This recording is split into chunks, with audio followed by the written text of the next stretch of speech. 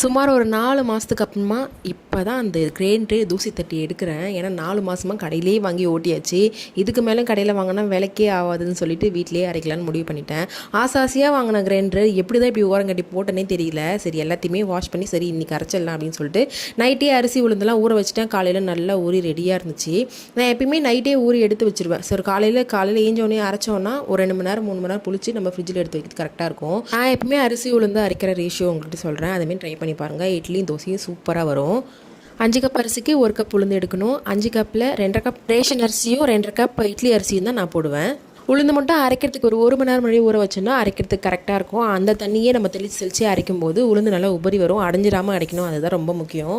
இன்றைக்கி காலையிலே நல்ல வேலை பரபரப்பாக தான் போயிட்டு இருந்துச்சு. ஒரு பக்கம் மாவு அரைக்க, ஒரு பக்கம் சமையல் செய்யன்னு சொல்லிட்டு போயிட்டு இருந்துச்சு. இன்றைக்கி ரொம்ப நாள் கழிச்சு நான் ப்ரான் குழம்பு வச்சுருந்தேன். ரொம்பவே சூப்பராக இருந்துச்சு. நிறைய காய்கறி போட்டு முருங்கைக்காய் முள்ளங்கிலாம் போட்டு வீடே மனமாக இருந்துச்சு. ஸோ சைட் பை சைடில் பார்த்தீங்கன்னா இப்போ உளுந்து போட்டது எடுத்துட்டேன். உளுந்து மட்டும் எப்போ போட்டாலும் 2 டைமாக போடுவேன். அப்போ தான் நல்லா மைய அரைஞ்சி வரும் கொஞ்சம் கொஞ்சமாக போடும்போது தான். அதுக்கப்புறம் அரிசி மட்டும் மொத்தமாக போட்டுட்டு அரிசி முழுகிற அளவுக்கு தண்ணி ஊற்றிட்டு க்ளோஸ் பண்ணிவிட்டு ஒரு 10 நிமிஷம் விட்டோம்னா அது ஓரளவு நல்லா ஒரு ஃபைனாக அரையாமல் கொஞ்சம் கொரகொரப்பாக அரைச்சி எடுத்தோம்னா மாவு ரெடி ஆகிடும். சைட் பை சைடில் ப்ரான் குழம்பு வச்சிருந்தால அது சூப்பராக ரெடி ஆகிடுச்சு. நான் சிம்பிளாக சொல்லிடுறேன்.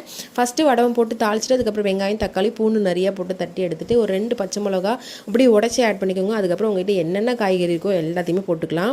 எல்லாமே போட்டுட்டு ப்ரானையும் ஆட் பண்ணிவிட்டு குழம்பு மிளகாத்தூள் கொஞ்சம் தூக்கெல்லாம் ஆட் பண்ணிவிட்டு புளி கரைச்சி ஊற்றி இறக்குனா கொதிக்க வச்சு இறக்குனா சூப்பரான ப்ரான் குழம்பு ரெடி.